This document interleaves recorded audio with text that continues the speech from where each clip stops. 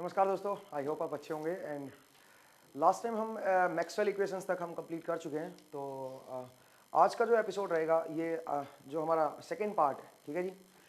Electromagnetism का जो second part है हमारा, ट्रांसमिशन लाइन, वेव गाइड और वेव प्रोपगेशन एंड एंटीना, ये वाला जो पोर्शन है ये अब हम स्टार्ट कर रहे हैं। ये दूसरा जो पोर्शन है इसका पार्ट 2 इसको मैं बोल रहा हूँ, ठीक है जी। तो पहले हमने मैक्सवेल इक्वेशंस तक देख लिया है, ठीक है।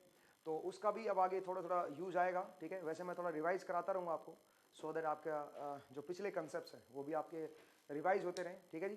तो उनको भी आप एक बार अपने तैयार रखिए। हालांकि जो ये आज जो मैं टॉपिक पढ़ा रहा हूँ ये है ट्रांसमिशन लाइन, बट इसमें जो पिछला आपने मैक्सवेल इक्वेशंस तक जो पढ़ा है वो इतना ज़्यादा यूज़ नहीं होगा, ठीक है जी। लेकिन जो आगे वाले जो चैप्टर आएंगे आपके, जैसे wave propagation, wave guide, antenna, उनमें आपका एक तरह से जो आपने मैक्सवेल इक्वेशंस में पढ़ा है वो काफ़ी यूज होगा। थोड़ा सा इलेक्ट्रोस्टैट के कंसेप्ट भी यूज होंगे, मैग्नेटोस्टैट के कंसेप्ट भी यूज होंगे, कोऑर्डिनेट सिस्टम जो आपने पढ़ा है वो भी आपका थोड़ा सा यूज होगा। बट आज का जो चैप्टर है वो है ट्रांसमिशन लाइन, तो उसमें उनका ज़्यादा यूज नहीं है। तो चलिए जरा स्टार्ट करते हैं। और हमारे चैप्टर का नाम है ट्रांसमिशन लाइन, ठीक है जी। ट्रांसमिशन लाइन्स, ये चैप्टर बड़ा इंपॉर्टेंट है, दोनों इलेक्ट्रिकल के लिए भी और इलेक्ट्रॉनिक्स के लिए भी, ठीक है। इलेक्ट्रॉनिक्स वाले एक अलग एस्पेक्ट में इसको पढ़ेंगे, एक अलग रेफरेंस से इसको पढ़ेंगे, और जो इलेक्ट्रिकल वाले स्टूडेंट हैं वो एक अलग तरह से इसको लेके चलेंगे। बिकॉज अगर मैं इलेक्ट्रिकल स्टूडेंट की बात करूं तो इलेक्ट्रिकल स्टूडेंट को जो फ्रीक्वेंसी वगैरह जो हम पढ़ते हैं वो लो फ्रीक्वेंसी होती है, काइंड 50 हर्ट्स पे आप इसको देखते हो। और जो आपके इसी के स्टूडेंट जो है वो kilo hertz, giga hertz, mega hertz, इसमें मतलब हाई फ्रीक्वेंसी में डील करते हैं, ठीक है। तो मैं आपको दोनों चीज़ पैरेलल लेके चलूंगा, लो फ्रीक्वेंसी भी और हाई फ्रीक्वेंसी भी, और दोनों केस में हम इस चैप्टर को समझेंगे। ये चैप्टर मार्क्स पॉइंट से भी बड़ा इंपॉर्टेंट है, थोड़ा बड़ा चैप्टर है ये, तो इसमें टाइम भी ज़्यादा लगेगा अपने का। बट मैं आपको बताऊं इससे क्वेश्चंस भी ज़्यादा पूछे जाते हैं, ठीक है। तो इसको आप सही से समझिएगा।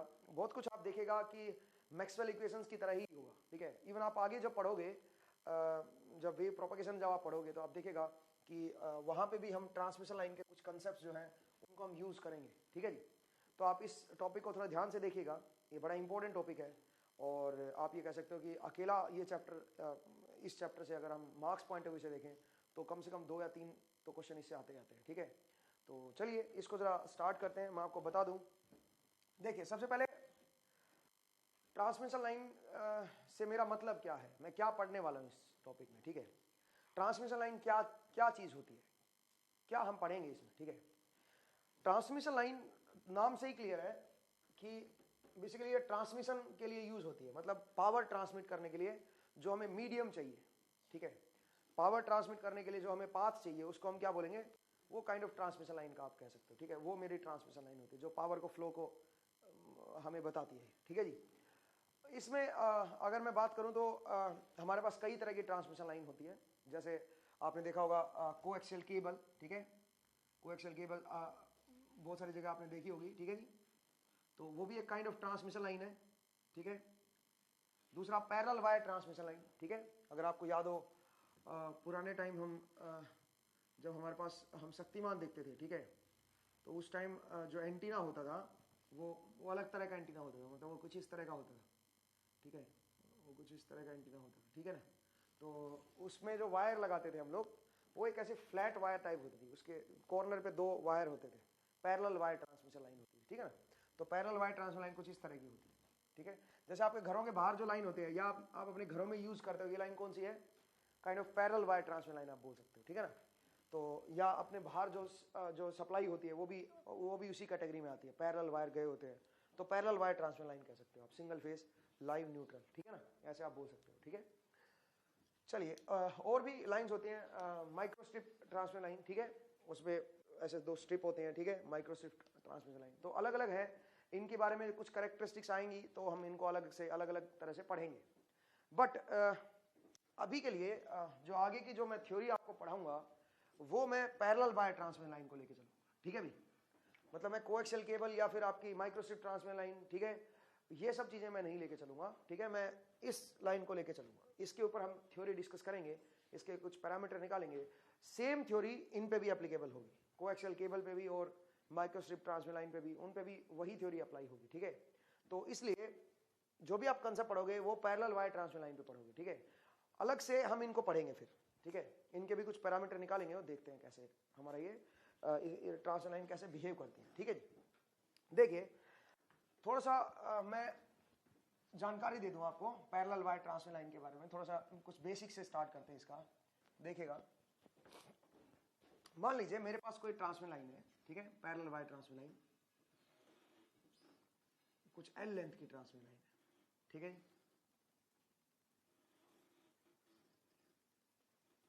मान लीजिए एल लेंथ की ट्रांसमिशन लाइन है, ठीक है जी, इसकी लेंथ है एल। अब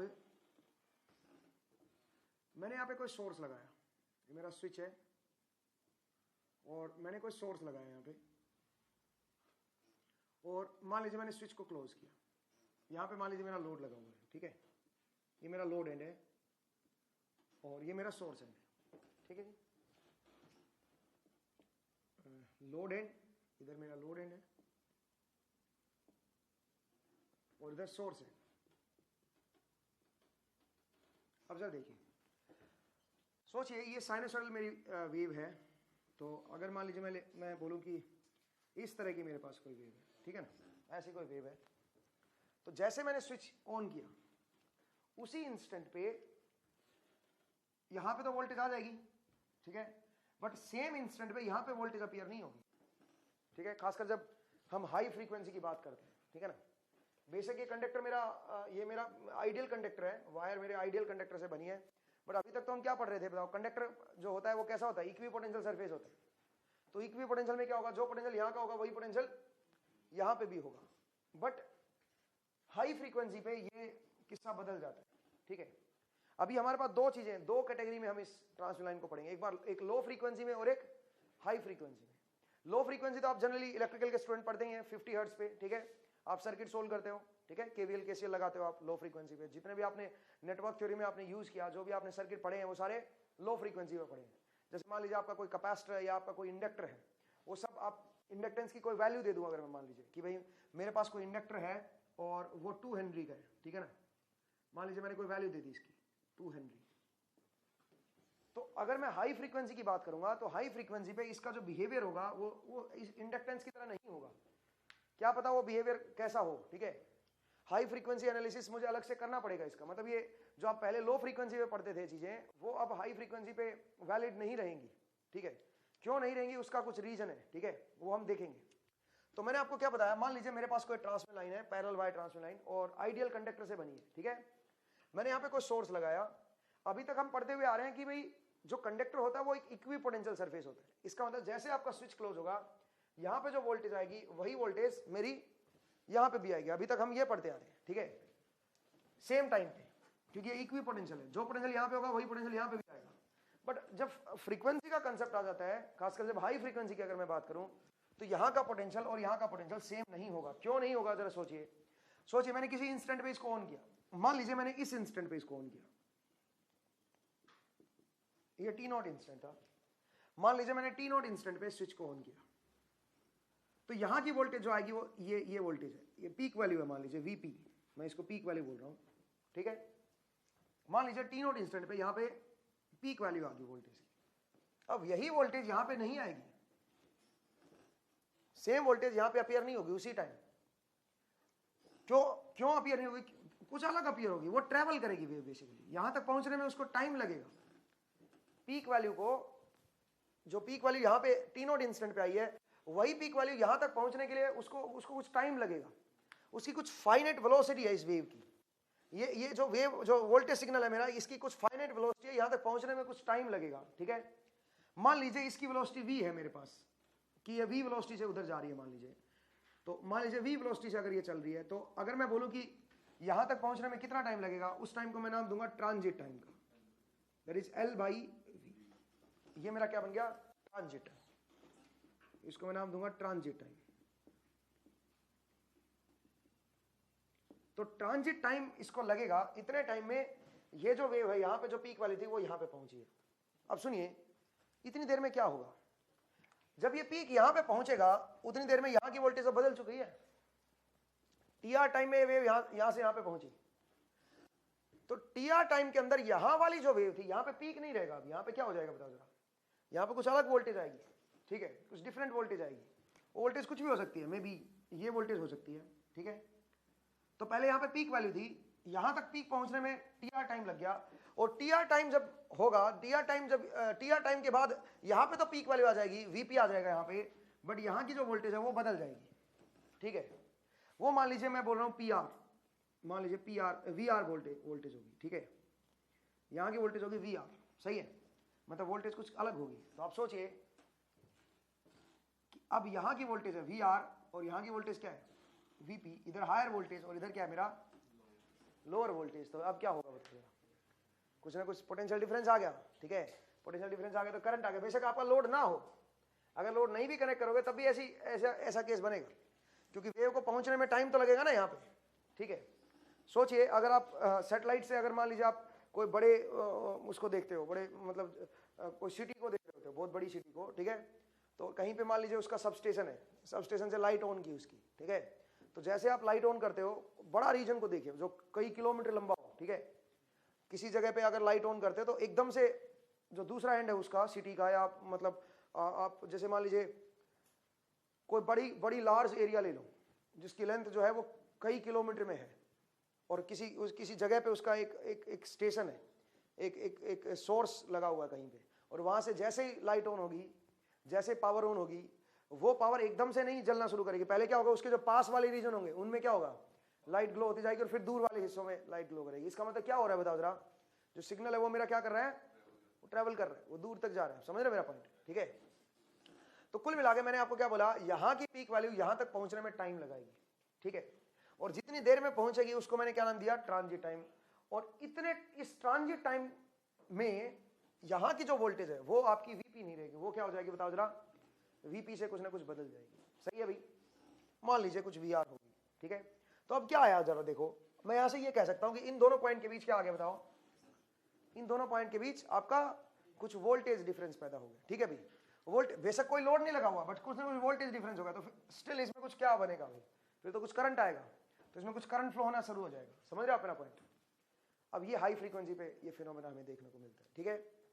हाई फ्रीक्वेंसी पे हमें ये पॉइंट और ये पॉइंट के बीच वोल्टेज सेम नहीं है, ठीक है, यहाँ का वोल्टेज अलग होगा, यहाँ का वोल्टेज अलग होगा। तो उससे क्या होगा, अगर वायर ओपन भी पड़ा हुआ है तब भी क्या होगा, तब भी इसके अंदर वायर के अंदर क्या होगा, कुछ ना कुछ करंट आएगा, ठीक है, कुछ करंट फ्लो होना शुरू हो जाएगा। इस इफेक्ट को हम बोलते हैं ट्रांजिट टाइम इफेक्ट, ठीक है।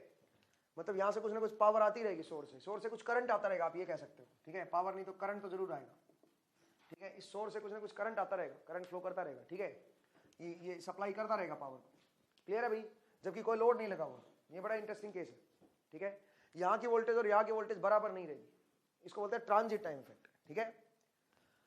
अब सुनो, ये इफेक्ट कब मैं नेग्लेक्ट कर सकता हूं, ये नेग्लेक्ट कब हो ये इफेक्ट। सोचिए अगर मेरा ट्रांजिट टाइम जो है मच लेस हो जाए time period of the wave से, जो मेरा टाइम पीरियड है वेव का यहां से लेके यहां तक का, उससे अगर काफी लेस हो जाए, कंपेरेबल ना हो उसके, मतलब यहां से लेके यहां तक पहुंचने में जो टाइम लग रहा है वो बिल्कुल स्मॉल हो जाए। सोचिए तो फिर देखें, सोचिए ट्रांजिट टाइम मेरा ये होता, बिल्कुल हल्का सा टाइम होता, बिल्कुल इतना सा टाइम होता, मतलब यहां पे वीपी आया और उसको फिर यहां तक पहुंचने में कितना टाइम लग रहा है, बिल्कुल स्मॉल टाइम लग रहा है। तो जिस टाइम वीपी यहां पे होगा, यहां की वोल्टेज क्या हो जाएगी, थोड़ी सी क्या हो जाएगी, थोड़ी सी हल्की सी डाउन हो जाएगी, क्योंकि ये पीक वाली तो यहां पे पहुंच गई है, बट यहां की वोल्टेज क्या होगी बताओ जरा, हल्की सी डाउन होगी टी आर टाइम के अंदर। तो मैं ये कह सकता हूं कि जो डिफरेंस आया वो ज्यादा अच्छा खासा डिफरेंस है नहीं, मतलब ये तकरीबन क्या है बताओ जरा, वोल्टेज सेम ही है। इसका मतलब मैं ट्रांजिट टाइम इफेक्ट को क्या कर सकता हूं, नेग्लेक्ट कर सकता हूं। अगर मैं बोलूं कि मेरा जो टाइम पीरियड है वेव का, अगर वो मच ग्रेटर है किससे, टी आर से, जो ट्रांजिट टाइम है उससे, तो मेरा ट्रांजिट टाइम इफेक्ट में नेग्लेक्ट कर दूंगा मैं। मतलब मैं ये जो मैं बोल रहा हूं कि भाई वोल्टेज इक्विपोटेंशियल नहीं रहेगा, ये वो मैं नेग्लेक्ट कर सकता हूं, ठीक है। अब यहां से एक और कंडीशन बन जाएगी, फिर जरा देखिए कैसे, यहां से मैं एक नई कंडीशन निकाल रहा हूं, कैसे, टी आर की जगह पे क्या रख दो, एल बाई वी। तो टी आर की जगह पे L by V much greater than क्या कर, मच लेस देन क्या कर दो, टी, सही है। और टी को मैं क्या लिख रहा हूं बताओ, 1/f लिख रहा हूं फ्रीक्वेंसी, और v को इधर ले आओ तो क्या बना, l much less than v/f, v by F क्या होता है, लैम्डा। इसका मतलब अगर wave length of wave is much much greater then length of the transmission line, तो मैं बोलूंगा कि ट्रांजिट टाइम इफेक्ट मेरा नेग्लेक्ट हो सकता है। ठीक है, ट्रांजिट टाइम इफेक्ट मेरा नेग्लेक्ट हो सकता है। मतलब आप ये कह सकते हो कि यहां की वोल्टेज और यहां की वोल्टेज आप सेम मान सकते हो। ठीक है, मुझे एक बात आइए, अगर मैं 50 हर्ट्ज की सप्लाई लूं 1 मिनट के लिए, 50 हर्ट्ज की अगर मैं सप्लाई लूं, तो 50 हर्ट्ज की सप्लाई की वेवलेंथ क्या होगी बता सकते हो? मेरा जो v होता है वो मैं लाइट की स्पीड के बराबर मान लूं, हालांकि इससे तो लेस ही होगा, बट फिर भी चलो इतनी वेलोसिटी में मान लूं। मान लीजिए इस वेलोसिटी से मेरी जो इलेक्ट्रिसिटी है वो ट्रैवल करती है मान लीजिए। ठीक है, तो आप बताएंगे उसका वेवलेंथ क्या आएगी, वेवलेंथ क्या आएगी? तो v बाई एफ नहीं, तो 3 इंटू 10⁸ डिवाइड बाई 50। तो आप बताओ वेवलेंथ क्या आई? इसको किलोमीटर में लिख लो, 3000 नहीं 3 इंटू 10⁻, देखो ना इसको काट दो ना पहले एक बार, देखो एक बार ये पहले तो ये क्या बनेगा, इसको लिखो 300 गुना 10⁻6 डिवाइड बाई 50, ये कट गया 6, तो कितना बनाइए 6000 किलोमीटर, ये इसकी वेवलेंथ होगी। सही है, इसका मतलब ट्रांजिट टाइम इफेक्ट नेग्लेक्ट कब होगा? जब मेरी लेंथ ऑफ द सर्किट या लेंथ ऑफ द लाइन क्या हो बताओ, मच मच लेस हो, किससे? 6000 किलोमीटर से, तब आप ट्रांजिट टाइम इफेक्ट को नेग्लेक्ट कर सकते हो। ठीक है, इसका मतलब यहां की वोल्टेज और यहां की वोल्टेज क्या रहेगी बताओ? उस केस में एक ही इंस्टेंट पे बराबर आएगी। अब आप सोचिए, आप नेटवर्क थ्योरी पढ़ते थे, नेटवर्क थ्योरी में आप 50 हर्ट्ज पे रहते थे। ठीक है, लो फ्रीक्वेंसी पे आप पढ़ते थे। ठीक है, नेटवर्क जो आप नेटवर्क थ्योरी पढ़ते थे उसमें जो सर्किट लेते थे उसकी लेंथ क्या होती थी बताओ? छोटी सी लेंथ होती थी। या जैसे हमारा फैन है, ठीक है, या हमारा एसी है, हमारी ट्यूब है, इनकी लेंथ क्या होती है? इनकी तो सेंटीमीटर मीटर में लेंथ होती है नहीं। और जो वेव लेंथ होती है 50 हर्ट्ज की, वो कितनी होती है? 6000 किलोमीटर नहीं। तो आप बताओ, जो सेंटीमीटर वाली लेंथ होती है तो ये सब नेग्लिजिबल ही होगी इसके कंपैरिजन में। तो इसका मतलब इन केसेस में क्या मैं ट्रांजिट टाइम इफेक्ट ले सकता हूं? जरूरत नहीं है। इसके लिए मैं क्या मानूंगा, मैं बोलूंगा कि जो यहाँ की वोल्टेज होगी वही मेरी वोल्टेज यहाँ पे भी आ जाएगी। क्यों भाई? क्योंकि जो मेरी वेवलेंथ है वो 6000 किलोमीटर है। समझ आया मेरा पॉइंट? ठीक है, तो मुझे ट्रांजिट टाइम इफेक्ट को कंसीडर करने की जरूरत नहीं है। समझ आया? खासकर जब मैं सर्किट थ्योरी पढ़ता हूँ तो। ठीक है, उस केस में मैं मान सकता हूँ कि यहाँ की जो वोल्टेज होगी वही यहाँ की होगी, वही यहाँ की होगी, वही यहाँ की होगी। और यही तो हम करते हुए आए अभी तक। सर्किट थ्योरी आपने पढ़ा तो है, जहाँ पे वोल्टेज सोर्स कनेक्ट होता है उन्हीं दोनों पॉइंट के बीच कहीं पे भी वो पूरी लाइन जो होती थी हर पॉइंट पे वोल्टेज क्या कर देता था? वो सेम कर देता था। सही है, ऐसे तो पढ़ते हुए आए हो। बट सोचिए कि अगर मैं ट्रांसमिशन लाइन ले लूं कोई लंबी, जिसकी लेंथ आपकी 4000 है, 3000 है, 1000 किलोमीटर है, तो क्या होगा बताओ जरा? अगर 1000 किलोमीटर लंबी लाइन है मेरी तो क्या होगा बताओ? तो जो लेंथ है मेरी वो कंपेरेबल हो जाएगी किसके? वेव लेंथ के। इन दैट सिचुएशन आपको क्या करना पड़ेगा? ट्रांजिट टाइम इफेक्ट कंसीडर करना पड़ेगा। इसका मतलब जो लॉन्ग ट्रांसमिशन लाइन है, अगर आप 50 हर्ट्ज पे हो तो 50 हर्ट्ज पे अगर आप हो तो लॉन्ग ट्रांसमिशन लाइन जो 1000 किलोमीटर, 2000, 3000, 4000 किलोमीटर लंबी लाइन होती है, वहां पे ट्रांजिट टाइम इफेक्ट आएगा। इसका मतलब आप इस एंड की वोल्टेज और इस एंड की वोल्टेज बराबर नहीं लेके चल सकते, उनमें कुछ ना कुछ डिफरेंस होगा। समझ आया? तो इसका मतलब वो उन लॉन्ग ट्रांसमिशन लाइन में वोल्टेज डिफरेंस रहेगा इनमें, और अगर कोई लोड नहीं भी लगा रखा है तब भी यहां से क्या आएगा? कुछ ना कुछ करंट आता रहेगा। समझ आया? हाँ जी,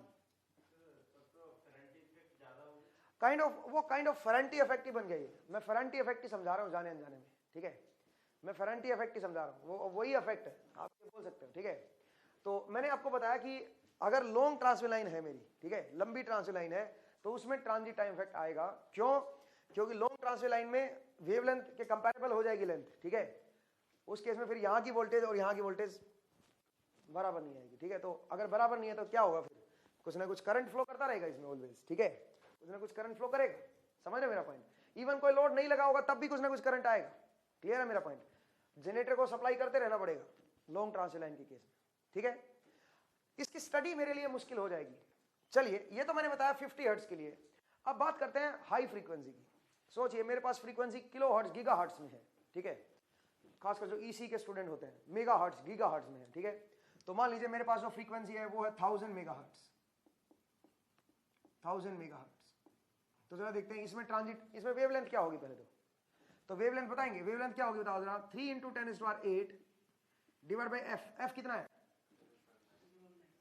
मेगा का क्या मतलब होता है? 10⁻6 और 3 ये है जी 10⁹ कितना बन गया बताओ, कितना मीटर बना ये? 0.3 मीटर। इसका मतलब मैं कह सकता हूँ 30 सेंटीमीटर। वेवलेंथ होगी 30 सेंटीमीटर। 30 सेंटीमीटर थोड़ी सी होती है। इसका मतलब ये हुआ कि छोटी सी लेंथ भी कैसे भी अफेक्ट करेगी, बताओ कैसे बिहेव करेगी? हाई फ्रीक्वेंसी पे जो छोटी सी लेंथ है वो भी खतरनाक वाला बिहेवियर दिखाएगी। उसमें इस एंड पे जो वोल्टेज होगी और इस एंड पे जो वोल्टेज होगी वो डिफरेंट होगी, समझ रहे हो? हाई फ्रीक्वेंसी पे, हाई फ्रीक्वेंसी पे छोटी छोटी जो लेंथ होती है ना वो भी बुरा, बहुत बहुत बहुत अलग तरह का असर दिखाएगी, समझ रहे हो? तो उसमें ट्रांजिट टाइम इफेक्ट आएगा, छोटी सी लेंथ पे ही आएगा। इसका मतलब जो लो फ्रीक्वेंसी पे आप किलोमीटर में इफेक्ट देख रहे थे, सेम इफेक्ट आपको हाई फ्रीक्वेंसी पे स्मॉल डिस्टेंसेस पे नजर आएगा, समझ आया? तो इसलिए मैं कह रहा था कि जो ईसी के स्टूडेंट हैं वो क्या करेंगे बताओ? वो अपने माइंड में हाई फ्रीक्वेंसी और लो लेंथ लेके चलेंगे, और वही इफेक्ट इलेक्ट्रिकल वालों को कब नजर आएगा? लो फ्रीक्वेंसी पे 50 हर्ट्ज पे। वही इफेक्ट कब नजर आएगा? जब लॉन्ग ट्रांसमिशन लाइन होगी, 1000 2000 3000 4000 किलोमीटर लाइन होगी, सेम इफेक्ट उनको वही चीज देखने को मिलेगा उनको, समझ आया? जो इफेक्ट इलेक्ट्रॉनिक्स वाले आपने 30 सेंटीमीटर पे देखेंगे, वही इफेक्ट आपका इलेक्ट्रिकल वाले वही 1000 2000 किलोमीटर पे देखेंगे, ठीक है? उसका रीजन ये है क्योंकि वहां पे लो फ्रीक्वेंसी हम यूज कर रहे थे, ठीक है, और यहाँ पे हमारी हाई फ्रीक्वेंसी यूज हो रही है। तो हाई फ्रीक्वेंसी में आप देखिए, अब बताओ, मान लीजिए मैंने कोई रजिस्टर बनाया और रजिस्टर की जो डायमेंशन है उसकी कोई लेंथ भी तो होगी ना, रेजिस्टेंस की, बताए ना? ऐसे इंडक्टर मैंने कोई बनाया, उसकी कोई लेंथ भी तो होगी ना? जैसे इमेजिन कीजिए कि मेरे पास कोई इंडक्टर है, सोचिए, या फिर मेरे पास कोई वायर है, सिंपल वायर ही ले लो ना, 2 वायर, वायर की कोई लेंथ ले लो आप, 1 मीटर 2 मीटर, नहीं, उसका बिहेवियर ही बदल जाएगा। अगर मैंने कोई रेजिस्टेंस बनाया, उसकी अगर मैं लेंथ कम ज्यादा कर दूं तो लेंथ के हिसाब से वोल्टेज डिफरेंस कम ज्यादा हो जाएगा। क्या पता वो रेजिस्टेंस की तरह बिहेव करे ना करे, नहीं समझे? क्या पता उसका बिहेवियर बदल जाए हाई फ्रीक्वेंसी पे। पॉइंट क्लियर हुआ मेरा, मैं क्या कहने की कोशिश कर रहा हूं, ठीक है? मतलब हाई फ्रीक्वेंसी पे जो आपने एलिमेंट बनाए ना, वो एलिमेंट वैसे काम नहीं करेंगे जैसे मान लीजिए आपने कोई इंडक्टर डिजाइन किया, ठीक है, इंडक्टर है भाई 2 हेनरी का इंडक्टेंस है, तो वो कोई एब्सोल्यूट वैल्यू नहीं है उसकी 2 हेनरी इंडक्टेंस, ठीक है? क्या पता वो जैसे मैं फ्रीक्वेंसी बढ़ाऊंगा पता नहीं कैसे बिहेव करेगा वो, ठीक है? उसका बिहेवियर चेंज हो सकता है, उसका बिहेवियर डिफरेंट हो सकता है, समझ रहे आप मेरा पॉइंट? तो मैं ये कहना चाह रहा हूं कि आप देखिए हाई फ्रीक्वेंसी पे चीजें बदल जाएंगी, तो अब मुझे एनालिसिस करना है हाई फ्रीक्वेंसी पे, ठीक है? या फिर मतलब वही चीज मैंने क्या बताया, इलेक्ट्रिकल वाले क्या समझेंगे, low frequency but large length, ठीक है? वो उस चीज को अपने माइंड में रखेंगे। चलिए, तो दोनों चीज पैरेलल चलेंगी, ठीक है ना? जरा देखते हैं दोस्तों। तो मैंने बताया कि ट्रांजिट टाइम क्या होता है और आपका जो वोल्टेज डिफरेंस है वो कैसे, तो इसका एनालिसिस कैसे करें? फिर तो हम इसका फिर केवीएल केसीएल कैसे पढ़ पाएंगे? इतना आसान नहीं रहेगा केवीएल केसीएल पढ़ना, ठीक है? दूसरी बात, अगर मैंने बोला कि ये जो आर की वैल्यू अगर मैं जो डिजाइन कर रहा हूं, इसका मतलब तो स्पेस का फंक्शन हो गया, नहीं समझे? आर को कितना लंबा बना रहे हो आप, रेजिस्टेंस को, उसकी डायमेंशन कितनी लंबी है, वायर की लेंथ कितनी लगाई है, कई सारी चीजें उस पर डिपेंड करेंगी, नहीं समझे? उसके हिसाब से फिर क्या होगा, उसके हिसाब से वोल्टेज डिफरेंस क्रिएट होगा कि आपने कितने लंबा लेंथ ली है। सोचिए वेरी हाई फ्रीक्वेंसी है, आपने लेंथ हल्की सी बढ़ा दी, वायर की लेंथ हल्की सी बढ़ गई, तो क्या चीज, सारी चीजें ही बदल जाएंगी आपकी, आपका वोल्टेज डिफरेंस बदल जाएगा, आपका करंट बदल जाएगा। आप समझ रहे हो मेरा पॉइंट? तो प्रॉब्लम ये है हाई फ्रीक्वेंसी पे। तो इसका मतलब मुझे इसको स्टडी करने के लिए मुझे क्या करना पड़ेगा बताओ जरा? मैं सिंपल जो आप सर्किट जो लंपिंग करते थे आप सर्किट की, लंप्ड पैरामीटर से जो आप स्टडी करते थे वो नहीं कर सकते हो। लंप्ड पैरामीटर कैसे? जैसे आप बोलते थे कि भाई जैसे कोई लाइन है, लाइन को मैं, या फिर कोई भी नेटवर्क है, नेटवर्क को आप क्या करते थे, आरएलसी में दिखा देते थे कि भाई इसका कोई रेजिस्टेंस होगा उसको आर से दिखा दिया, एक एल से दिखा दिया, एक सी से दिखा दिया। लंपिंग मतलब समझिए, एक होता है लंप्ड पैरामीटर और एक क्या होता है डिस्ट्रीब्यूटेड पैरामीटर। डिस्ट्रीब्यूटेड पैरामीटर का क्या मतलब होता है? जो डिस्ट्रीब्यूट हो रखे होते हैं, ठीक है, जिनकी लंपिंग नहीं कर सकते हो आप, ठीक है, वो होते हैं डिस्ट्रीब्यूटेड पैरामीटर। लंप्ड पैरामीटर क्या होते हैं? पूरे सर्किट को एक आप छोटे से उस, जैसे कोई लाइन है, बड़ी लाइन, ठीक है, मान लीजिए कोई 100 किलोमीटर लंबी लाइन है। अब 100 किलोमीटर 6000 किलोमीटर से तो बहुत लंबी, बहुत ज्यादा लेंथ, बहुत ज्यादा स्मॉल होगी, नहीं? तो इसका मतलब उस लाइन को फिर मैं लंपिंग कर सकता हूं उस लाइन की। कैसे? क्योंकि उसमें ट्रांजिट टाइम इफेक्ट तो मैं कंसीडर करूंगा नहीं। अगर नहीं कंसीडर करूंगा ट्रांजिट टाइम इफेक्ट, तो मैं कैसे दिखा सकता हूं उस लाइन को? मैं लाइन के आर से, लाइन के इंडक्टेंस से, लाइन के कैपेसिटेंस से, कंडक्टेंस से रिप्रेजेंट कर सकता हूं लाइन को, समझ आया? उसको एक सिंपल डायग्राम से रिप्रेजेंट कर दो उसको, आरएलसी में, ठीक है भी, और उससे फिर सर्किट थ्योरी लगा दो, अप्लाई कर दो। बट अब दिक्कत क्या आ गई लॉन्ग ट्रांसमिशन लाइन में, या फिर लॉन्ग ट्रांसमिशन लाइन इलेक्ट्रिकल वालों के लिए, ईसी वाले क्या बोलेंगे, उनके लिए क्या दिक्कत आ गई? हाई फ्रीक्वेंसी पे इलेक्ट्रॉनिक्स वाले क्या बोलेंगे, हाई फ्रीक्वेंसी पे जो लेंथ है, थोड़ी सी भी लेंथ अगर चेंज कर दी ना तब भी दिक्कत हो जाएगी। इसका मतलब आप पूरी लाइन की लंपिंग नहीं कर सकते हो। अब यहाँ पे आपको अब क्या करना पड़ेगा, आपको चीजें पर यूनिट लेंथ डिफाइन करनी पड़ेंगी, समझ रहे हो, क्योंकि अब लेंथ बड़ा इंपॉर्टेंट पैरामीटर है। अब लेंथ बड़ी इंपॉर्टेंट आ गई है, आपको हल्की सी भी लेंथ चेंज कर दी ना तब भी उसका जो बिहेवियर है लाइन का वो बदल जाएगा। वोल्टेज डिफरेंस इधर का और इधर का चेंज हो जाएगा, करंट आपका डिफरेंट आएगा। समझ रहे हो मेरा पॉइंट, मैं क्या करने की कोशिश कर रहा हूं, बताओ ना, सही बात है। तो इसका मतलब ये हुआ कि अब चीजें बदल जाएंगी, ठीक है। कब, जब आपकी हाई फ्रीक्वेंसी होगी तब उसमें लेंथ भी एक वेरिएबल हो जाएगा, लेंथ भी एक फंक्शन, लेंथ का भी वो फंक्शन बनेगी। वोल्टेज और करंट जो आएगा वो किसका फंक्शन होगा, लेंथ का भी फंक्शन बनेगा। समझ रहे हो मेरा पॉइंट, स्पेस का भी एक फंक्शन होगा। तो इसका फिर एनालिसिस करने के लिए मैं सिंपल लंपिंग नहीं कर सकता इसकी कि भाई सिंपल इसको एक आर एल सी से दिखा दो, वो नहीं कर सकता मैं। अब मुझे अगर डिफाइन करना हो इसको अगर मैं एनालिसिस करूंगा तो मुझे इसके जो रेजिस्टेंस, इंडक्टेंस या कैपेसिटेंस है लाइन के, वो मुझे कैसे डिफाइन करने पड़ेंगे, पर यूनिट लेंथ। मुझे पर यूनिट लेंथ डिफाइन करने पड़ेंगे। समझ रहे हो कि यूनिट लेंथ पे क्या है आर, हर एक यूनिट लेंथ का देखना पड़ेगा मुझे। तो अगर मान लीजिए हल्की सी भी लाइन की लेंथ बढ़ती है तो उसका फिर are L C ji consider करना पड़ेगा। समझ रहे हो मेरा पॉइंट, क्लियर है। तो मैंने आपको बताया कि अब कौन से पैरामीटर से मैं इसकी स्टडी करूंगा और क्यों करूंगा, ठीक है। तो यहां पे मैं डिस्ट्रीब्यूटेड पैरामीटर का सहारा लूंगा, ठीक है। यहां पे मैं लम्प्ड पैरामीटर का सहारा नहीं ले सकता, ठीक है भाई, क्योंकि स्पेस भी मेरा एक फंक्शन बन गया। स्पेस के हिसाब से भी मेरी वोल्टेज और करंट बदलेगा। समझ रहे हो मेरा पॉइंट, वोल्टेज और करंट जो आएगा अलग अलग जगह पे वो स्पेस का भी फंक्शन होगा। क्लियर है मेरा पॉइंट, ठीक है। कितनी लाइन की लेंथ है उसके हिसाब से वोल्टेज और करंट मेरा डिसाइड होगा। समझ आया भाई। चलिए दूसरी बात, मैं इसी चीज को एक अलग एंगल से बोल सकता हूं, इसको एक डिफरेंट तरीके से मैं इसको समझा सकता हूं। कैसे, सोचिए, मान लीजिए आइडियल कंडक्टर है। अगर आइडियल कंडक्टर है तो मैं कह सकता हूं कि मैंने बताया ना कि वोल्टेज डिफरेंस अलग, इस पॉइंट पे और इस पॉइंट पे अलग अलग होगा, वोल्टेज की वैल्यू अलग अलग होगी। क्यों, क्योंकि यहां से यहां तक ट्रेवल करने में क्या हो रहा है, कुछ टाइम लग रहा है, ठीक है। तो फिर क्या होगा, यहाँ पे अलग वोल्टेज होगी, सेम इंस्टेंट पे यहाँ पे अलग वोल्टेज होगी, तो उससे क्या आएगा, फिर कुछ ना कुछ लाइन के अंदर करंट आएगा। सही बात है। सोचिए अगर किसी वायर में करंट है, किसी वायर में मान लीजिए करंट फ्लो कर रहा है, तो उस वायर के चारों ओर फिर मैग्नेटिक फील्ड लाइंस भी आएंगी। सही बात है। अगर करंट फ्लो कर रहा है तो उसके चारों ओर क्या आएंगी, मैग्नेटिक फ्लक्स आएगा, मैग्नेटिक फील्ड लाइंस आ जाएंगी। और अगर मैग्नेटिक फील्ड लाइंस आएंगी तो फ्लक्स लिंकेज भी बनेगा और लाइन का फिर क्या बनेगा, अपना वायर का अपना कुछ इंडक्टेंस भी आएगा। मैंने आपको मैग्नेटोस्टैट में समझाया ये चीज, लाइन इंडक्टेंस कैसे निकालते हैं। इंटरनल इंडक्टेंस था और एक एक्सटर्नल इंडक्टेंस था, अगर आपको याद हो। तो अगर किसी वायर में करंट आ रहा है तो उससे क्या होगा, उसके चारों फील्ड लाइंस बनेंगी, फील्ड लाइंस आएंगे तो उसका अपना वो वायर अपना क्या दिखाएगा, क्या शो करेगा, अपना इंडक्टेंस भी शो करेगा। इसका मतलब जरा देखिए, इस वायर में कुछ करंट आ रहा है, करंट आ रहा है तो ये अपना इंडक्टेंस शो करेगा वायर, ठीक है। दूसरा, इन दोनों वायर के बीच पोटेंशियल डिफरेंस है। पोटेंशियल डिफरेंस है तो कुछ ना कुछ इलेक्ट्रिक फील्ड आएगी।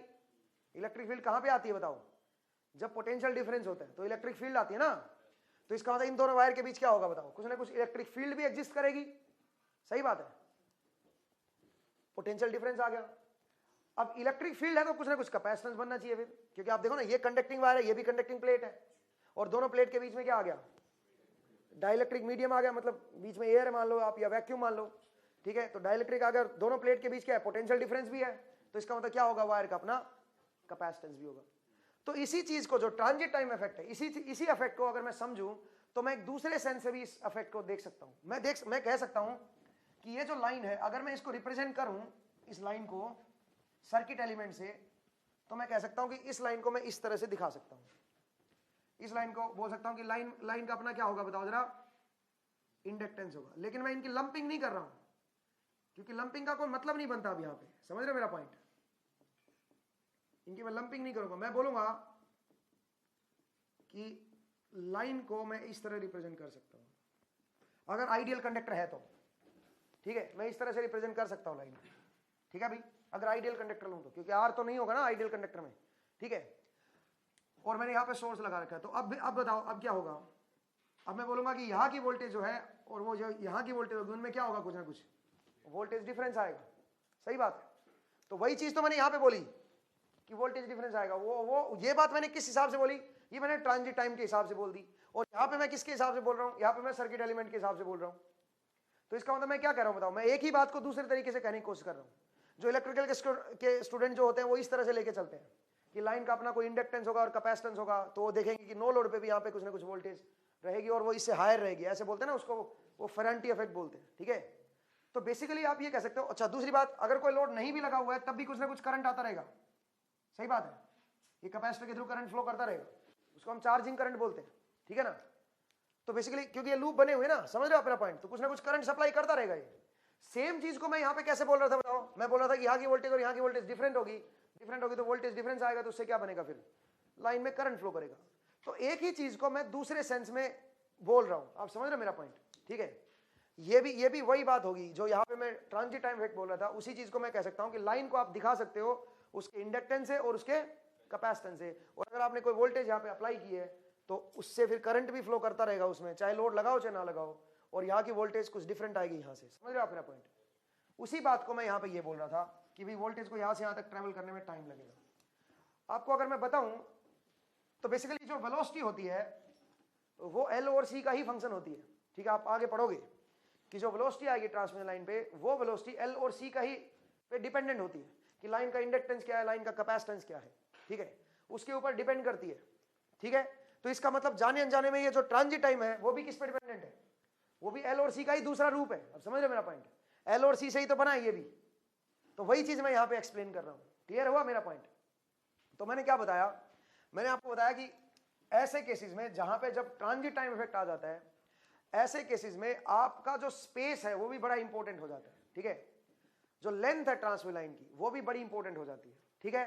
और ऐसे केस में आप सर्किट की लंपिंग नहीं कर सकते, ऐसे केस का एनालिसिस करने के लिए आप सर्किट की लंपिंग नहीं कर सकते हो, ठीक है। लंप करने का मतलब है पूरे लेंथ को आपने एक छोटा सा उसमें दिखा दिया, तो इसका मतलब वो तो तभी दिखा सकते हो ना जब थोड़ा मोड़ा वेरिएशन लेंथ का अफेक्ट ना करे चीजों को। नहीं, आपने बोला कि भाई मान लीजिए मेरे पास 100 किलोमीटर लंबी लाइन है, अगर 50 हर्ट्ज की बात करूं, 50 हर्ट्ज पे ट्रांजिट टाइम इफेक्ट कब आता है बताओ जरा। हमने क्या देखा, 6000 के कंपेरेबल अगर कोई लेंथ हुई तब ट्रांजिट टाइम इफेक्ट आता है। मान लीजिए लेंथ की, मेरे पास लाइन की लेंथ है 100 किलोमीटर, तो 100 किलोमीटर तो 6000 से काफी कम है, तो इसका मतलब 100 किलोमीटर को मैं ट्रांजिट टाइम इफेक्ट नेग्लेक्ट कर सकता हूं। इसका मतलब इस केस में मैं क्या कर सकता हूं, पूरी लाइन की लंपिंग कर सकता हूं, पूरी लाइन का एक इक्विवेलेंट रेजिस्टेंस निकाल सकता हूं, एक इक्विवेलेंट इंडक्टेंस निकाल सकता हूं, एक इक्विवेलेंट कंडक्टेंस कैपेसिटेंस निकाल सकता हूं, सही बात है, और उसको इकट्ठा दिखा के और फिर उस पर सर्किट लॉ लगा सकता हूं, बोलिए ना, सही बात है। क्यों, क्योंकि यहां पे क्या दिक्कत है बताओ, यहां पे क्यों ऐसा कर सकता हूं, बिकॉज यहां पे कोई ट्रांजिट टाइम इफेक्ट नहीं है, यहां पे वोल्टेज अप्रोक्सीमेटली क्या रहेगी दोनों एंड पे, सेम ही रहेगी, मतलब आपका वो ट्रांजिट टाइम इफेक्ट नहीं बनेगा, समझ रहे मेरा पॉइंट। लेकिन वहीं पे अगर लेंथ मेरी लंबी होगी, सोचिए 2000 किलोमीटर, अब नहीं कर सकते। अब लेंथ मेरी इतनी लंबी है कि मैं उस पूरी लाइन की लंपिंग नहीं कर सकता। उसमें क्या होगा, उसमें मेरे डिस्ट्रीब्यूटेड पैरामीटर यूज होंगे। इसका मतलब मुझे उस केस में मुझे क्या करना पड़ेगा बताओ, मुझे पर यूनिट लेंथ चीजों को डिफाइन करना पड़ेगा, ठीक है। उनको बोलते हैं लाइन पैरामीटर, ठीक है। तो अब जरा देखिए, अब मैं लाइन पैरामीटर डिफाइन कर रहा हूं, तो मैं स्टडी कर रहा हूं यहां पे लॉन्ग ट्रांसमिशन लाइन को, लेकिन जो ईसी के स्टूडेंट है वो लॉन्ग ट्रांसमिशन लाइन ही हेडिंग डालेंगे, वो क्या करेंगे, वो हाई फ्रीक्वेंसी लाइन बोलेंगे कि हम स्टडी कर रहे हैं हाई फ्रीक्वेंसी पे ट्रांसमिशन लाइन को, ठीक है जी। तो चलिए दोस्तों जरा स्टार्ट करते हैं। आई होप ये मुद्दा, ये किस्सा समझ आया आपको कि क्यों इतना इंपॉर्टेंट हो जाता है हमारे लिए ये चीज, और ये दोनों को मैं इक्वलेंट क्यों बोल रहा हूँ। इलेक्ट्रॉनिक्स वालों को हाई फ्रीक्वेंसी बोल रहा हूँ, इलेक्ट्रिकल वालों को low frequency but long length, और ईसी वालों को हाई फ्रीक्वेंसी स्मॉल लेंथ, ठीक है। तो वही चीज है, तो इसलिए आप इस पॉइंट को समझिए। तो फिर कैसे इसकी स्टडी करें, इसका एनालिसिस कैसे करें। मैंने आपको बताया कि अब यहां पे स्पेस भी एक वेरिएबल हो जाएगा, स्पेस भी मेरे लिए बड़ा इंपॉर्टेंट हो जाएगा, जो लेंथ है मेरी वायर की वो भी बड़ा इंपॉर्टेंट हो जाएगी, ठीक है। अब वो जरा देखते हैं कैसे, तो इसकी स्टडी कैसे करें। सबसे पहले तो मुझे लाइन पैरामीटर डिफाइन करने पड़ेंगे इसको स्टडी करने के लिए। लाइन पैरामीटर मतलब कौन से, क्या चीज, लाइन पैरामीटर मतलब लाइन का resistance per unit length, R L C G, चार चीजें डिफाइन करनी पड़ेगी। बिकॉज मैं आइडियल केस नहीं लेके चल रहा हूं, मैं कौन सा केस लेके चल रहा हूं, प्रैक्टिकल। तो प्रैक्टिकल केस में क्या होगा, लाइन का अपना एक रेजिस्टेंस होगा आर, आर क्या है मेरा बताओ जरा, resistance per unit length, resistance per unit length, मुझे ये डिफाइन करना पड़ेगा, ठीक है। क्योंकि डिस्ट्रीब्यूटेड पैरामीटर दिखाने हैं मुझे, मतलब आर मेरा इकट्ठा नहीं दिखाऊंगा मैं पूरी लाइन का, ठीक है। इकट्ठे का कोई सिग्निफिकेंस नहीं है, ठीक है, आप इकट्ठा दिखा ही नहीं सकते हो आप, ठीक है। अलग अलग पर मीटर दिखाएगी, पर यूनिट लेंथ। एल क्या है बताओ जरा, इंडक्टेंस पर यूनिट लेंथ, ठीक है जी। Next C, capacitance per unit length, capacitance per unit length, ठीक है। और एक क्या आएगा बताओ जरा, जी, जी को क्या बोलेंगे, कंडक्टेंस पर यूनिट लेंथ। मैं चार चीजें डिफाइन कर रहा हूं, पर यूनिट लेंथ, ये होगा ओम पर मीटर, ये हेनरी पर मीटर, ये फैरड पर मीटर, और ये आपका मोह पर मीटर, सही है जी। इस तरह से मैं लाइन पैरामीटर डिफाइन कर रहा हूं चार, ठीक है भाई। अब जरा देखिए, अब इसकी एनालिसिस, इसकी स्टडी कैसे करें जरा देखिए। तो मैं काम करता हूं, मैं जानता हूं पूरी लेंथ लूंगा तो ट्रांजिट टाइम इफेक्ट आएगा, तो मैं उसको स्टडी नहीं कर पाऊंगा, क्योंकि डिस्ट्रीब्यूटेड पैरामीटर से स्टडी होगी इसकी, तो ठीक है। स्पेस का फंक्शन है ये, मतलब वोल्टेज और करंट मेरे स्पेस के फंक्शन है। सोचिए मैं काम करता हूं, मैं यहां से कुछ x डिस्टेंस अवे आके, यहां से कुछ मान लीजिए x डिस्टेंस अवे आ गया, और यहां पे मैंने स्मॉल लेंथ ले ली dx, यहां पे मैंने बिल्कुल डेल्टा x स्मॉल लेंथ ले ली मान लीजिए,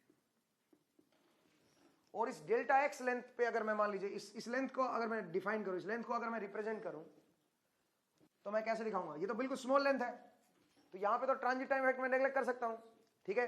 तो जरा देखिए दोस्तों, इस लेंथ का अपना क्या होगा, अपना अगर प्रैक्टिकल लाइन है तो रेजिस्टेंस होगा कितना, पर यूनिट लेंथ क्या है, यूनिट लेंथ का रेजिस्टेंस आर है, तो डेल्टा एक्स लेंथ का क्या होगा, आर डेल्टा एक्स। और एक क्या होगा लाइन का बताओ, इंडक्टेंस कितना होगा बताओ जरा, एल डेल्टा एक्स, सही बात है भाई। अच्छा, दोनों लाइन के बीच में क्या होगा, कैपेसिटेंस, वो होगा सी डेल्टा एक्स। और एक क्या होगा बताओ जरा, कंडक्टेंस, लीकेज चार्ज जो होता है ना, थोड़ा बहुत लीक होता रहता है, तो उसको, उसके इफेक्ट को दिखाने के लिए हमने कंडक्टेंस दिखा दिया, जी डेल्टा एक्स। बोलिए दोस्तों, जी डेल्टा एक्स। ये मैंने क्या दिखाया है बताओ, ये मैंने small length delta x length को रिप्रेजेंट किया, ठीक है भाई। ये मैंने डेल्टा एक्स, और यहां पे मैं कह सकता हूं कि यहां पे मैं सर्किट लॉ लगा सकता हूं, क्यों, क्योंकि ये लेंथ इतनी छोटी है कि मैं ट्रांजिट टाइम इफेक्ट को नेग्लेक्ट कर सकते हैं, टेंड्स टू जीरो है मान लीजिए आप, बिल्कुल स्मॉल लेंथ, ठीक है। तो अब सोचिए, अगर मैं यहां की वोल्टेज को Vx मान लूं, यहां की वोल्टेज को Vx मान लूं, तो यहां की वोल्टेज क्या होगी, Vx प्लस डेल्टा Vx, क्या कह सकते हो, बोलो, सही है, Vx प्लस डेल्टा Vx। आप बोलोगे क्यों सर, वोल्टेज तो आपने बढ़ा दी, क्या पता डेल्टा वी नेगेटिव हो, तो आप ये नहीं कह सकते ना वोल्टेज बढ़ गई, यहां पे डेल्टा वी बढ़ गई, डेल्टा वी की पोलैरिटी क्या पता नेगेटिव हो, तो अपने आप वोल्टेज क्या हो जाएगी, डाउन हो जाएगी, वो कोई दिक्कत नहीं है। मान लीजिए यहां पे जो करंट है वो है Ix, मैं Ix क्यों ले रहा हूं बताओ, क्योंकि अब ये स्पेस के फंक्शन है, जो वोल्टेज और जो करंट है वो मेरे स्पेस के फंक्शन है, ध्यान दीजिएगा, ठीक है। तो यहां पे जो करंट आएगा वो क्या आएगा, मान लेता हूं मैं, वो है Ix plus delta Ix, current अब बदल चुका है, ठीक है भाई। यहां पे करंट मेरा अलग है, यहां पे करंट मेरा अलग है, ठीक है भाई। तो अब मुझे देखना है कि वोल्टेज मेरा x के साथ कैसे वेरी कर रही है, वोल्टेज कैसे है x का फंक्शन। ध्यान दीजिएगा, वोल्टेज अब टाइम का भी फंक्शन है, समय के साथ भी बदल रहा है, और अब अलग अलग स्पेस पे, अलग अलग पोजीशन पे वोल्टेज क्या होगी बताओ जरा, अलग अलग होगी, सही है। आपकी वोल्टेज सेम नहीं होगी, क्यों नहीं होगी, because of transit time effect, ठीक है। वोल्टेज, या फिर आप कह सकते हो because of RLC, inductance capacitance की वजह से क्या होगा बताओ जरा, हर जगह पे वोल्टेज क्या होगी, डिफरेंट होगी। इसीलिए तो हमने डिस्ट्रीब्यूटेड पैरामीटर का सहारा लिया, इसीलिए तो हम लंप्ड पैरामीटर नहीं कर रहे, आप समझ रहे हो।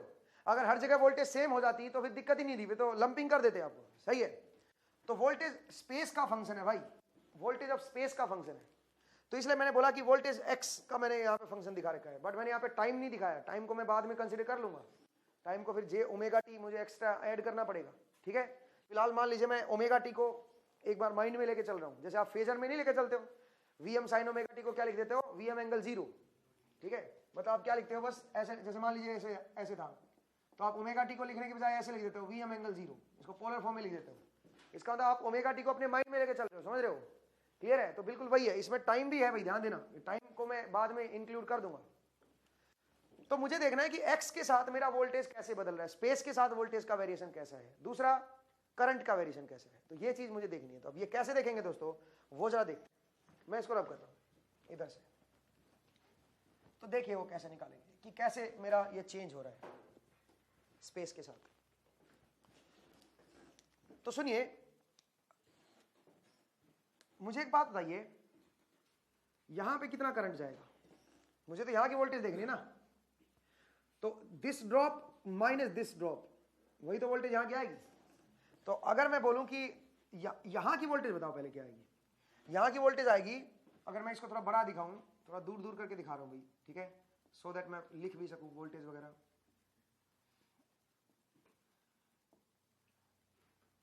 देखिए दोस्तों, तो यहां की वोल्टेज है मेरे पास Vx, ठीक है। यहां की क्या वोल्टेज आएगी जरा बता सकते हो? यहां पे क्या वोल्टेज होगी? ये Ix करंट आ रहा है, तो R डेल्टा x है, तो यहां की वोल्टेज क्या आएगी? Vx minus Ix into R delta x, ये वोल्टेज यहां की है। तो करंट कितना आएगा ये बता सकते हो? ये करंट कितना आएगा? ये करंट आएगा दिस वोल्टेज, और इसका जो रिएक्टेंस है वो क्या है? जे ओमेगा सी डेल्टा एक्स। तो अगर ये वोल्टेज डिवाइड बाय ये रिएक्टेंस करोगे तो क्या होगा बताओ जरा? ये इनटू में हो जाएगा, मल्टीप्लाई में हो जाएगा। तो आप बताओ ये करंट कितना आएगा? Vx minus R delta x into I x multiply by क्या बनेगा बताओ जरा? जे ओमेगा सी डेल्टा एक्स, जे ओमेगा सी डेल्टा एक्स। बोलिए भाई, ये करंट इधर आएगा, सही है। अब अगर मैं इसको देखूं, इसको मल्टीप्लाई करूं तो बनेगा Vx इंटू जे ओमेगा सी डेल्टा एक्स। एक तो ये टर्म आ गई, एक क्या आएगी बताओ जरा? Minus J omega C R I X delta X square. क्या कहते हो? सही है भाई। तो डेल्टा एक्स स्क्वायर तो और ज्यादा नेग्लिजिबल हो जाएगा, क्योंकि डेल्टा एक्स ही वेरी स्मॉल है। इसके कंपैरिजन में ये क्या हो जाएगा? तो अप्रोक्सीमेटली ये जो करंट आएगा, ये वाला करंट कितना होगा? J omega C delta X into V X. बोलिए दोस्तों, सही बात है? बताओ ना यार, ये करंट अप्रोक्सीमेटली ये आएगा भाई, इधर की तरफ जो करंट आएगा। देख लो एक बार सही लिखा है क्या मैंने क्या बोला? मैंने बोला यहां की वोल्टेज मुझे पता थी, उसमें से ड्रॉप माइनस कर दिया मैंने, क्योंकि इधर करंट आई एक्स था, तो इसमें जो ड्रॉप आया वो इधर की वोल्टेज, इसको जीरो मान लो नीचे वाले को, तो ये है Vx, Vx में से ड्रॉप ले लिया मैंने, तो यहां की वोल्टेज मुझे पता चल गई, विच इज दिस। अब यहां की वोल्टेज आ गई मेरे पास और इधर है जीरो, तो डिफरेंस पता चल गया इसके क्रॉस, तो करंट आ गया इसका करंट ये आ गया, वोल्टेज डिफरेंस डिवाइड बाई इसका रिएक्टेंस। तो ये जो डिवाइड में था ऊपर आके क्या होगा? मल्टीप्लाई में। सही है जी, ये बन गया।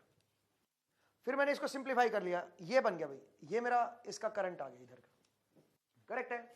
अब आइए इधर कितना करंट बचेगा? फिर Ix तो इधर आ रहा था, तो Ix माइनस कर दो क्या? J omega C delta X V X. क्या कहते हो? ये करंट इधर आएगा, क्या कहते हो? सही है भाई। तो आप बताओ इसमें ड्रॉप कितना होगा? फिर इसमें ड्रॉप कितना होगा?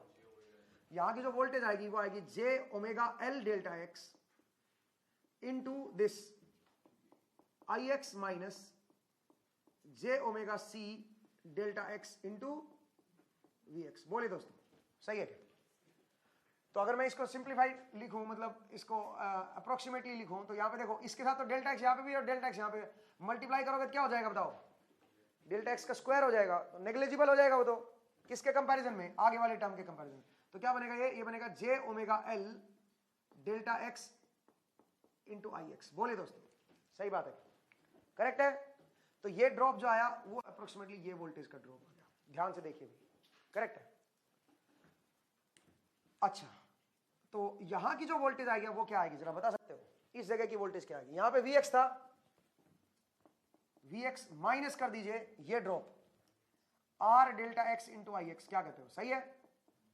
ये ड्रॉप माइनस कर दिया, माइनस ये ड्रॉप कर दो, minus J omega L delta X into I X. बोलिए दोस्तों, ये वोल्टेज मेरे पास बनेगी Vx प्लस डेल्टा Vx। क्यों भाई? क्योंकि यहां की वोल्टेज तो पहले मैं लिख चुका हूं, कितनी? Vx plus delta Vx। तो this must be equal to क्या होना चाहिए? Vx plus delta Vx। बोलिए दोस्तों, सही लिखा है, करेक्ट है। Vx से Vx कट गया मेरा, सही है। तो बताइए क्या बना ये? मैं ये कह सकता हूं R plus J omega L with minus sign delta X I X is equal to क्या बन गया? Delta Vx। सही बात है भाई। तो यहां से delta Vx by delta I X क्या बन गया? By delta X equal to क्या बना बताओ जरा, minus of R plus J omega L into I X. बोले दोस्तों, और अगर मैं इस पर लिमिट अप्लाई कर दूं, limit delta X tends to 0, तो ये क्या बन जाएगा, ये बन जाएगा dv x by D X equal to minus of R plus J omega L V X. बोलिए दोस्तों, सॉरी आई एक्स। ये मेरे पास इक्वेशन बन जाएगी। वोल्टेज जो है वो x के साथ किस रेट से चेंज हो रहा है, ये मुझे पता चल गया दोस्तों। सही बात है, यहां से ये आ गया। अब मुझे करंट का भी निकालना है कि करंट कैसे चेंज हो रहा है, करंट में कितना बदलाव आएगा। सही है, मुझे ये देखना है। तो देखिए दोस्तों, करंट में कैसे देखेंगे वो जरा देख लेते हैं। ठीक है, देखें, मुझे एक बात बताइए, जो आई एक्स करंट आ रहा है उसमें से ये माइनस कर दो करंट और ये माइनस कर दो, बाकी बचेगा वो इधर ही तो जाएगा। तो देखो ना, इधर कितना करंट आएगा, आगे आगे कितना करंट जाएगा इधर की तरफ। जो करंट टोटल आ रहा था उसमें से ये देख लो इधर से कितना बाईपास हो गया और इधर से कितना बाईपास हो गया। सिंपल सी बात है, तो मैं आगे वाला करंट बता पाऊंगा। सही है ना। मुझे बताओ इधर कितना करंट गया, इधर वाला करंट मैंने निकाल रखा, वो ये रहा। इधर कितना करंट गया वो भी निकाल लें क्या। ये है जी डेल्टा एक्स, ये कंडक्टेंस है नहीं। तो अब बताओ यहां की वोल्टेज क्या थी, बताओ जरा, यहां की वोल्टेज क्या थी। मैं इसको इस तरह लिख सकता हूं, V X plus delta V X थी। या फिर मे बी अगर मैं ध्यान से देखूं तो यहां की वोल्टेज है कौन सी वाली, V X minus this drop minus this drop, वो वोल्टेज है यहां की। यहां की वोल्टेज क्या है बताएंगे जरा। यहां की वोल्टेज है V X minus R delta X I X minus J omega C J omega L delta X I X. ये वोल्टेज है यहां की। सही बात है। अब इस वोल्टेज को डिवाइड करोगे क्या इससे, ये महो में होता है, मल्टीप्लाई बाई करेंगे। ठीक है, तो इससे मल्टीप्लाई कर दो, ये क्या हो जाएगा बताओ जरा, ये करंट आ जाएगा इधर वाला। ठीक है, ये करंट आ गया। सही बात है भाई। अब इसकी क्या वैल्यू आएगी इस करंट की, जरा देखें। क्यों मैंने मल्टीप्लाई किया, डिवाइड में तो रेजिस्टेंस होता है वोल्टेज के, ये क्या है बताओ जरा, ये कंडक्टेंस है, ये महो में है। ठीक है ना, तो इसलिए मैंने मल्टीप्लाई किया। ठीक है भाई, तो ये करंट मेरा इधर आएगा। अब इसकी अप्रोक्सीमेट वैल्यू बताओ ना कितनी आएगी। देखो ये डेल्टा एक्स यहाँ पे है और यहाँ पे भी डेल्टा एक्स है, मल्टीप्लाई होगा तो डेल्टा एक्स स्क्वायर बनेगा जो कि नेग्लेजिबल हो जाएगा। सिमिलरली डेल्टा एक्स यहाँ पे और डेल्टा एक्स यहाँ पे, ये भी मल्टीप्लाई करोगे क्या हो जाएगा, बहुत ज्यादा नेग्लेजिबल हो जाएगा। सही है, केवल क्या बचेगा बता जरा, V X G delta X. सही है भाई। ये करंट मुझे पता लग गया कितना है और ये करंट मुझे पता लग गया कितना है। टोटल करंट पीछे से क्या आ रहा था बताओ जरा, आई एक्स। टोटल करंट आ रहा था आई एक्स। अब आई एक्स में से अगर मैं सब्ट्रैक्ट कर दूं ये वाला current which is J omega C delta X V X, और एक और ये करंट माइनस कर दूं, कौन सा है, वी एक्स इंटू बोलिए जी डेल्टा एक्स। अगर ये मैं माइनस कर दूंगा तो क्या बचेगा मेरे पास बताइए, तो ये आगे जाने वाला करंट आ जाएगा मेरे पास। सही है, केसीएल लगा दिया ना मैंने। टोटल जो करंट आया उसमें तो उधर चला गया, वो निकाल दो। तो that must be equal to I X plus delta I X. बोलिए दोस्तों, सही है भाई, कोई दिक्कत तो नहीं है, समझ आया आपको। अब जरा देखिए ये आई एक्स कट गया। ठीक है, तो आप बताइए क्या बना, यहां से डेल्टा आई एक्स क्या आ गया, delta I X is equal to minus of बोलिए जी प्लस जे ओमेगा सी, ये बाहर ले लो, मतलब डेल्टा एक्स को मैं ले लो और यहां पे क्या ले लो वी एक्स। बोले दोस्तों सही लिखा गया। और यहां से क्या आया, delta I X by delta x क्या बना, माइनस ऑफ बोलिए G plus J omega C into बोलिए इंटू वी एक्स। ये आता है करेक्ट। और आप अप्लाई कर दो, अब लिमिट डेल्टा एक्स टेंस, इसको नेग्लिजिबल बना दो, delta X tends to zero, limit delta X tends to zero. तो फिर ये क्या बन जाएगा, डेरिवेटिव बन जाएगा। ये क्या लिखेंगे बताओ, ये लिखेंगे D I X by D X is equal to minus of बोलिए क्या बना, G plus J omega C into V X. बोलिए दोस्तों सही है क्या, G plus J omega C into V X. कोई दिक्कत तो नहीं है, ठीक है। और एक ये है भाई, अब दो इक्वेशन आ गई, मुझे पता चलेगा करंट कैसे चेंज हो रहा है वोल्टेज के साथ, एक्स के साथ, स्पेस के साथ, और वोल्टेज कैसे चेंज हो रहा है, मतलब रेट ऑफ चेंज पता चलेगा। बट मुझे तो वी एक्स चाहिए भाई, यहां से वी एक्स नहीं आया, यहां से तो क्या आया, D V X by D X आया। ये तो मुझे तो वी एक्स सोल्व करना है, मतलब ये दो डिफरेंशियल इक्वेशन आ गई मेरे पास, अब मुझे इनको सोल्व करना है, समझ आया? क्योंकि सोल्व करेंगे तभी तो पता चलेगा कि वोल्टेज एक्स के साथ कैसे वेरी कर रहा है, समझ रहे हो मेरा पॉइंट? ठीक है, तो चलिए अब कैसे सोल्व करेंगे जरा देखिए, यहां तक समझ आया क्या? पहले बताओ, आगे बढ़ सकते हैं? चलिए दोस्तों, मैं रब कर रहा हूं, इसको रब कर रहा हूं।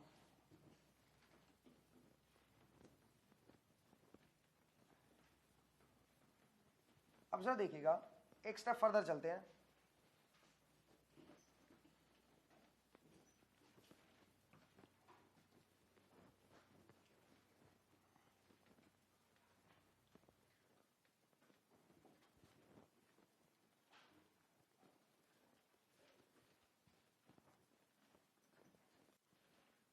देखिए दोस्तों, अब मुझे D I X by D X पता है, D V X by D X पता है, इसका बोथ साइड डेरिवेटिव ले लो विद रिस्पेक्ट टू एक्स, तो बताओ क्या बनेगा ये, D square V X by D X square equal to क्या बनेगा बताओ जरा, minus of R plus J omega L into D I X by D X, बोलिए ना, सही है क्या? करेक्ट है। और D I X by D T की वैल्यू ये रही, D I X by D x की वैल्यू ये रही, नहीं ये है ना, तो पुट करो जरा, ये क्या बनेगा, ये बनेगा D square V X by D X square equal to minus of R plus J omega L into, इसकी वैल्यू क्या बनेगी बताओ जरा, ये रही, तो minus of G plus J omega C into V X, बोलिए ना। अब ये क्या बन गया, ये बन गया D square V X by D X square, और माइनस माइनस क्या हो गया प्लस, और ये बन गया R plus J omega L into G plus J omega C into V X, बोलिए दोस्तों, सही है क्या? करेक्ट। अब देखो ध्यान से, ये पूरी इक्वेशन किस में रहेगी, वी एक्स में रहेगी, इसको तो सोल्व करना आसान है अब मेरे लिए, ठीक है, अब मैं सोल्व कर सकता हूं। उसमें तो दो दिक्कत थी, उसमें दिक्कत थी क्या, ये वेरिएबल परेशान कर रहा था मुझे, ठीक है ना, यहाँ पे आई एक्स था, इधर वी एक्स था, ठीक है, लेकिन उसको मैंने प्योरली वी एक्स में कन्वर्ट कर लिया। सिमिलरली इसको मैं प्योरली आई एक्स में कन्वर्ट कर लूंगा, कैसे, इसका बोथ साइड क्या ले लो, इसको भी with respect to X derivative ले लो, तो क्या बनेगा बताओ जरा, ये बनेगा D square I X by D X square equal to क्या बना बताओ जरा, minus of G plus J omega C, G plus J omega C into क्या बनेगा बताओ जरा, D V X by D X, both side with respect to X derivative ले लिया, सही है। अब बताइए D V X by D x की वैल्यू ये रही, तो ये पुट करोगे क्या बनेगा बताओ जरा, D square I X by D X square equal to क्या बना बताओ जरा, एक माइनस यहाँ पे और एक माइनस यहाँ पे, तो क्या बनेगा R plus J omega L into G plus J omega C into क्या बनेगा बताओ जरा, I X into I X, सही है भाई। ये देखिए, तो जैसा यहाँ पे है वैसा यहाँ पे भी बनेंगे, तो जो सॉल्यूशन इसका आएगा वही वैसा ही सॉल्यूशन इसका भी होगा, ठीक है भाई। तो इसलिए हमारे लिए काम आसान हो गया, एक इक्वेशन को सोल्व करना है, बस जो एक इक्वेशन का सॉल्यूशन आएगा वैसा ही दूसरी इक्वेशन का भी सॉल्यूशन आएगा, सही बात है, बोलिए। अब जरा देखिए, मैं इसको एक नया नाम दे रहा हूं, और इसको नाम दे रहा हूं गामा स्क्वायर का, ठीक है भाई। तो ये बनेगा D square V X by D X square is equal to gamma square V X, बोलिए दोस्तों। सेम यहां पे भी वही है, D square I X by D X square equal to gamma square I X, बोलिए दोस्तों, सही लिखा है। Where gamma square is, gamma square क्या है, R plus J omega L into G plus J omega C, और तो gamma क्या आएगा बताओ जरा, इसका root, gamma is root of this, सही है, बोलिए ना। और ये कॉम्प्लेक्स नंबर है, अंदर देखा जाए तो कॉम्प्लेक्स है, तो कॉम्प्लेक्स है तो मेरे, अच्छा ये कॉन्स्टेंट, इसकी ये यूनिटलेस होगा, क्यों देखा जाए तो, मतलब यूनिटलेस तो नहीं बोल सकते, ये ओम में है, ये ओम में है नहीं, और ये महो में है, ठीक है, तो मल्टीप्लाई करोगे तो देखा जाए तो, इसलिए इसको कांस्टेंट बोलूंगा मैं, दिस इज सम कांस्टेंट, और इसको नाम दिया हमने प्रोपगेशन कांस्टेंट का। इसको प्रोपगेशन कांस्टेंट क्यों बोलते हैं, बिकॉज ये प्रोपगेशन को डिफाइन करेगा, बताएंगे अभी आपको, इसको हम बोलेंगे प्रोपगेशन कांस्टेंट, प्रोपगेशन कांस्टेंट। और अगर मैं ध्यान से देखूं तो कॉम्प्लेक्स नंबर का रूट लोगे तो वो भी कॉम्प्लेक्स ही बनेगा। इसका एक रियल पार्ट आएगा अल्फा और एक क्या आएगा बताओ जरा, इमेजरी पार्ट आएगा बीटा। ठीक है भाई, तो alpha plus J beta. Alpha is known as attenuation constant. ये नाम क्यों पढ़ा है अभी पता चल जाएगा आपको। ठीक है, इसको हम बोलेंगे अटेन्युएशन कांस्टेंट, अटेन्युएशन कांस्टेंट। और बीटा क्या है मेरा, फेज कांस्टेंट। इसको हम बोलेंगे फेज कांस्टेंट। एक मेरा अटेन्युएशन कांस्टेंट है और एक मेरा फेज कांस्टेंट है दोस्तों। ठीक है भाई, तो इस तरह से मेरे पास ये अल्फा और बीटा, इनकी वैल्यू क्या होगी अभी देखेंगे, इनका मतलब क्या होता है वो भी देखेंगे, और इनका ये नाम क्यों पड़ा वो भी देखते हैं। ठीक है, लेकिन उसके लिए पहले मुझे इस इक्वेशन को सोल्व करना पड़ेगा। मुझे वी एक्स स्टिल नहीं पता, मुझे ये नहीं पता कि वोल्टेज जो है वो एक्स के साथ कैसे वेरी हो रही है, वो एक्स का कैसा फंक्शन है, वो स्पेस के साथ कैसे बदल रही है। ठीक है, क्योंकि हमने ये तो पता कर लिया था कि भाई स्पेस के हिसाब से अलग अलग होगी क्योंकि ट्रांजिट टाइम इफेक्ट आ रहा था। ठीक है, तो अब हमें निकालना है, इसको सोल्व करना है। ऐसे करंट मुझे देखना है कि स्पेस के साथ कैसे वेरी कर रहा है। ठीक है, तो ये तो डिफरेंशियल इक्वेशन बन गई, सेकंड ऑर्डर डिफरेंशियल इक्वेशन, और ये लीनियर इक्वेशन है। तो इसको सोल्व कैसे करेंगे, सोल्व करने के लिए मैं लैपलेस का सहारा ले सकता हूं। तो जिन लोगों को लैपलेस नहीं आती है वो सिर्फ सॉल्यूशन को पकड़ेंगे, और जिन लोगों को लैपलेस आती है वो अच्छी बात है, वो आप जरा लैपलेस देखिएगा मैं कैसे लगा रहा हूं। और जिनको अगर लैपलेस नहीं आती है तो सीधा आप फाइनल रिजल्ट याद रखिएगा कि इसका क्या रिजल्ट है। याद रखोगे तो बेहतर रहेगा, बिकॉज वो बार बार यूज होगा। ठीक है, और याद रखने की जरूरत भी नहीं, देखो और भूल जाओ, अपने आप याद हो जाएगा। ठीक है भाई, तो चलिए जरा देखते हैं दोस्तों, मैं इस डिफरेंशियल इक्वेशन को सोल्व करने जा रहा हूं। जो इसका सॉल्यूशन आएगा भाई इसका भी तो सॉल्यूशन आएगा। ठीक है, मैं रब कर दूं भाई इधर से, देखिए अब देखते हैं इसका कैसा कैसा सॉल्यूशन है वो जरा देखते हैं।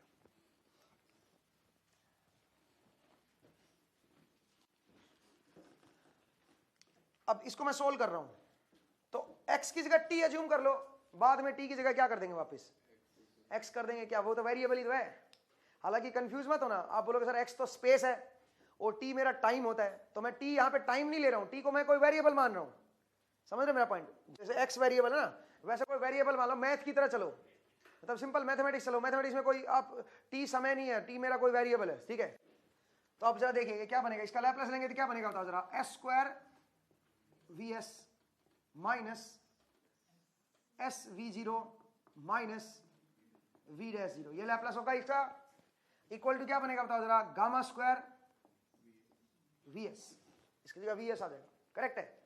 अब जरा देखिए मैं इसको इधर ले आता हूं, तो बताओ क्या बना, S square V S minus gamma square V S equal to क्या बना, S V zero plus V dash zero. बोले दोस्तों सही है। अब बताओ यहां से वी एस क्या बना, S V zero by S square minus gamma square. जिनको नहीं आता बस वो फाइनल रिजल्ट पे ध्यान दें भाई, या इसको पूरा ही लिख देता हूं जरा देखिए, V dash zero divide by S square minus gamma square.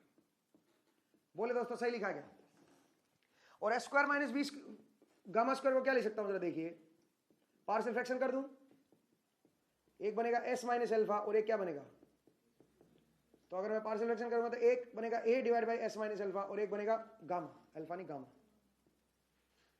Gamma आएगा भाई सही है, A divide by S minus gamma और एक क्या बनेगा बताओ जरा, B divide by S plus gamma.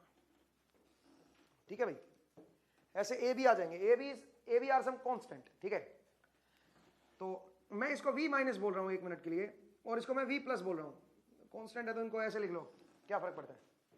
ठीक है, एक को v माइनस बोल दो, एक को v प्लस बोल दो, क्योंकि ये स्टैंडर्ड नोटेशन है भाई। ठीक है, जो स्टैंडर्ड बुक्स है उनमें ये v प्लस v माइनस लेके चल रहा है, और कुछ नहीं है। ठीक है भाई, तो जरा देखिए अब इसका अगर मैं लैपलेस इनवर्स निकालूं, ये तो vs है ना, वापिस vx क्या आएगा बताओ जरा, vx क्या बनेगा बताओ जरा, इसका लैपलेस इनवर्स क्या होता है बताओ जरा, v माइनस ई की पावर गामा x प्लस इसका क्या बनेगा, e की पावर माइनस गामा x, ये बनेगा दोस्तों।